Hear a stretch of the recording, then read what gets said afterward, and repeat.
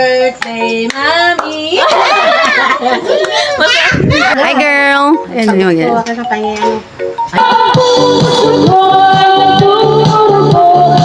Pangulaw kami!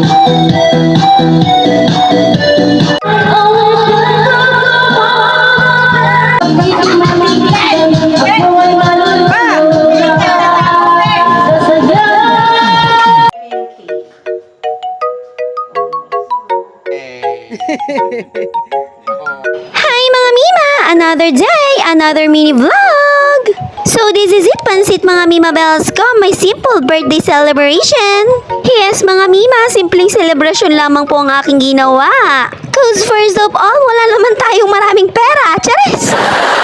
And mga Mima, sus ko po ang aking katawang lupa, hindi yata nakikisama kung hindi naman mataas ang aking dugo. Sus ko po, that time mababa naman, hilo-hilo ako talaga. But anyways mga Mima, inilaban ko to kasi isang beses lang tayo magbe-birthday sa isang taon. So as you can see, nandito ako ngayon sa palengke mga Mima, bibili ako ng pangpulutan. Yes mga Mima, pulu-pulutan lang ang atake natin for today's video. So dyan, bumili ako ng Adidas kasi nga paborito yan ng aking best friend na si Erica Paula, and then ulo, yun naman ang paborito ko mga Mima, hindi kami magtugma niya ni Erica. Siya, gusto niya yung paa, ayoko naman ng paa. Ako naman, favorite ko yung ulo ng manok. Bumili din ako dyan mga Mima ng panahog sa pansitin para kahit papaano naman kapag meron nakipag-inuman sa atin, meron tayong mayalok na gusto mo muna kumain bago ka uminom, ganun. Nice! Bumili rin pala ako nitong pipino mga Mima at mamaya yan ang ating lalantakan para naman healthy lang ganun. At talagang no mga time na yan, sus ko po talaga papakiramdaman ko muna ang aking body kung kaya kong juminom. Actually mga Mima, hindi na nga ako ganun kaalak is life. I am changed. Wow. Ganyan talaga mga Mima kapag may nararamdaman, sus ko po, maglaylo. Maglaylo kung ayaw mo mag-hi kay San Pedro. Charis! Wala din naman ako masyadong bisita mga Mima. Talagang loved ones lang talagang aking bisita later. Talagang walang iba-iba. Hindi na tayo katulad noon mga Mima na for all barangay ang bisita. So dyan mga Mima, bumili lang pala ako ng pansitin. And then si Father naman nagregalo sa akin ng hito. Thank you Father. Nagbigay din ng cash yan mga Mima. Mamaya, isa-isa ko yung mga nagbigay sa akin ng regalo. And then pag-uwi naman namin mga Mima, inasikaso ko na agad itong Adidas and ulo ng manok. Nilinisan ko muna siya mga Mima Bells at alam nyo naman na napakatrabaho nito. Hay naku mga Mima, eto rin talaga makatotohanang buhay kapag ikaw ay magbe-birthday talaga. Yun bang palengke mo na nga, luto mo pa, sus ko po. Pero ganun talaga mga Mima, ilalavar natin to. Pero sa totoo lang mga Mima, isa rin to sa dahilan kung bakit tinatamad talaga akong maganda yung magluto. Sus ko po, wala na kasi ang aking Pepsi. Dati kasi mga Mima, siya lang naman ang aking tagaluto basta nagbe-birthday ako. I miss you, Pepsi.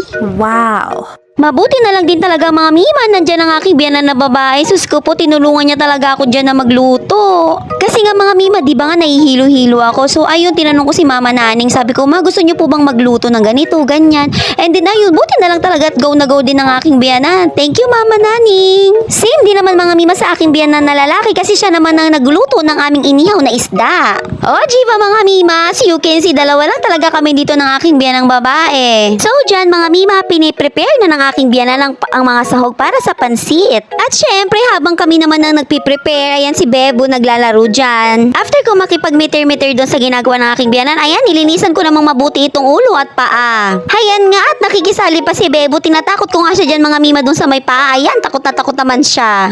Ang cute-cute nga dyan ni Bebo mga Mima, samantalang yung mga manok dyan na mga nakakulong. Sus ko po, binabato-bato niya lang pero dyan sa nalilinis kong paa, takot na takot talaga siya. Nilamas ko lang naman sa asin ng mabuti ang ulo at paa mga Mima, tapos tsaka ako hinugasan ng 3 beses para naman malinis talaga siya. After kong linisan yung ulot pa mga Mima, isinalang ko na rin siya, ginisa ko na, and then hayan, tinignan ko naman dito ang aking biyanang lalaki dahil iniihaw niya ng aming pulutang isda.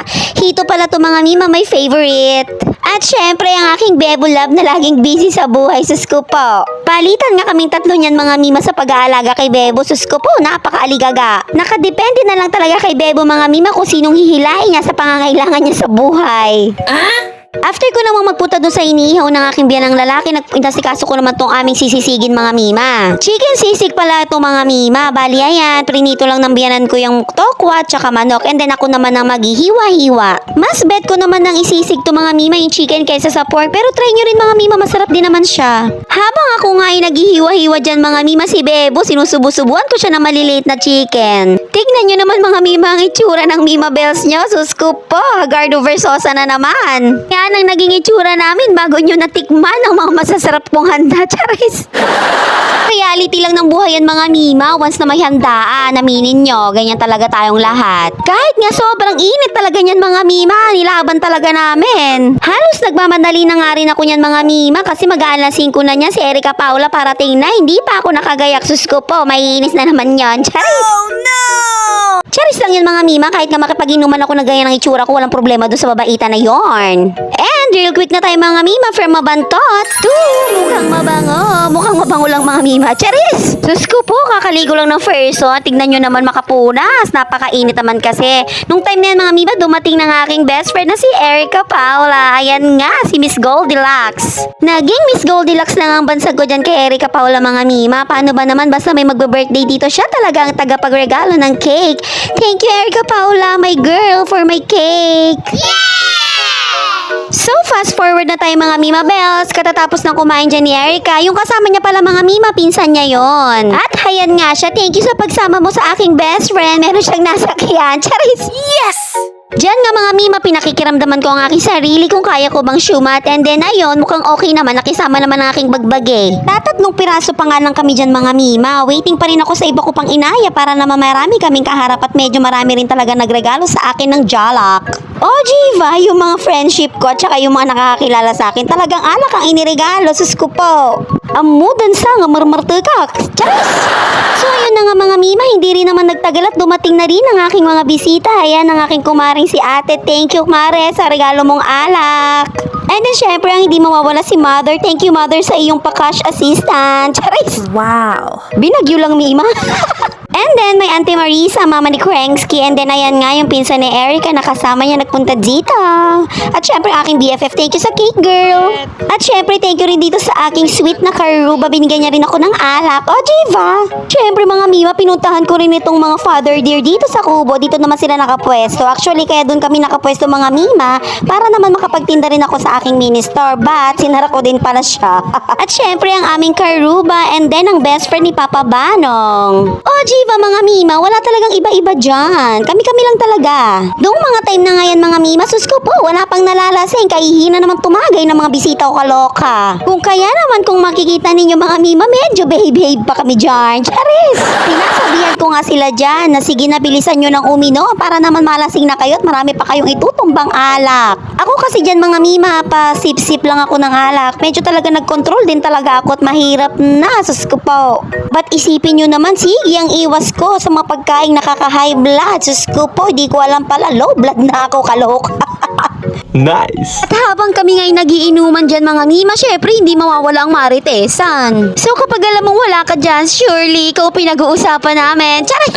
So dyan mga mima, bigla ko naalala yung cake kasi kanina pinaref ko muna siya doon sa ref nila Mama Naning para naman kapag kinain namin is malamig. So ayan, inaya ko si Erica Paula para mag-slice ng aking cake. At saka sabi ko, girl, videohan mo na rin ako. Thank you, girl! So bali 3 slices of cake lang naman ang aking kukunin. Isa sa table namin, isa sa table doon kila father, and then isa doon sa mga bata. Nandun sila sa may terrace, naglalaro sila kasama nila si Bebu. Mabuti na nga lang mima at nagpuntahan dito ang mga pinsan kong yun na tayan. Meron ako pinakisuyuan para alagaan si Bebu. At ayun nga, after ko rin naman mag-slice dyan mga mima, i-deliver ko din naman siya sa designated area niya. Charis!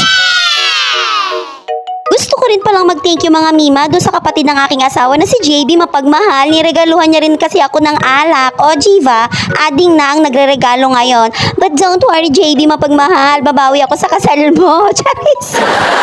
And also thank you to my auntie from Canada, Auntie Nimpa. Binigyan niya rin ako ng cash assistance. O Diva!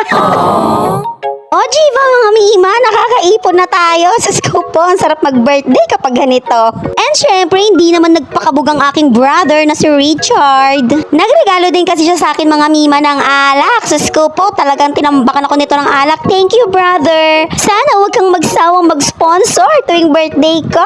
Medyo galante rin talaga siya mga mima at siman nga kasi. Sana all. Wow. And ayun nga mga mima, nagbigay din sa akin si father ng cash assistance. O diba? Thank you Papa Alex. And last but not the least, thank you rin sa aking biyanan na babae. babae. Hindi biro mga Mima Bells ko ang mag-prepare kapag ganitong mahiandaan, alam nyo yan. Kaya thankful talaga ako, tinulungan ako ng aking biyanan. Pagkagising ko nga kaninang umaga mga Mima, sus ko po, yung ininuman namin talagang nalinisan niya na. Thank you po Mama Naning. Mapapa-thank you Lord ka na lang din talaga at napapaligiran ako ng mga taong mababait. Actually mga Mima, yung mga regalo sa akin, hindi ko talaga inaasahan yung mga yon. Pero yung paalak ni brother, talagang hiningi ko sa kanya yon. Charis! Mami! Happy birthday, Mami! Sige na! Happy birthday, Mami!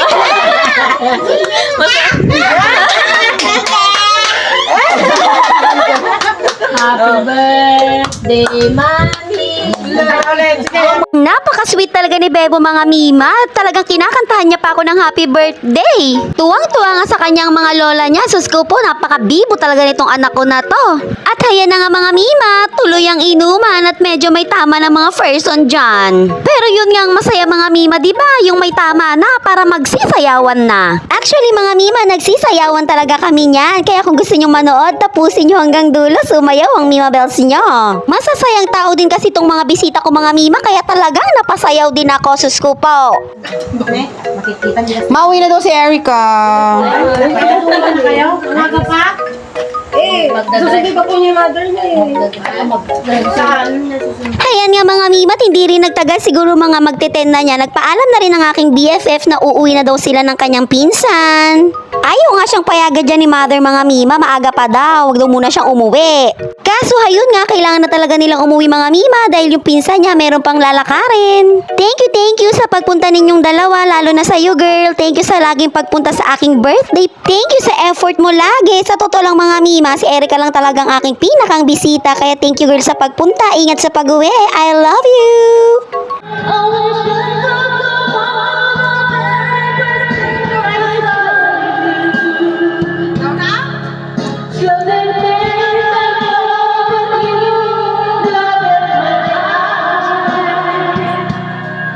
Ayun nga mga Mima, after kong ihatid si Erica pagbalik ko dito sa aming table, pinakuha ng aking kumare ang kanyang video okay doon sa kanilang bahay at magkantahan nga daw kami.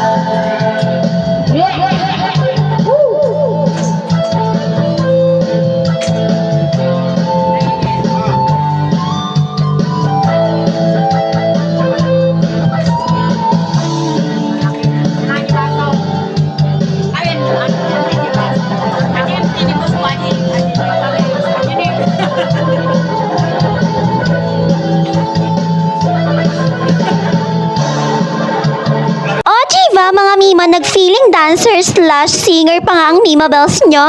Kaloka, pati si Father, ayan nga, napasayaw na rin. So far mga Mima, isa ito sa pinakang masayang birthday celebration ko. Kaya naman thank you sa lahat ng nagpunta, lalo na sa iyo aking kumare. Isa ka sa nagpasaya sa akin. Actually sa ating lahat, ikaw ang nagpasaya. Thank you.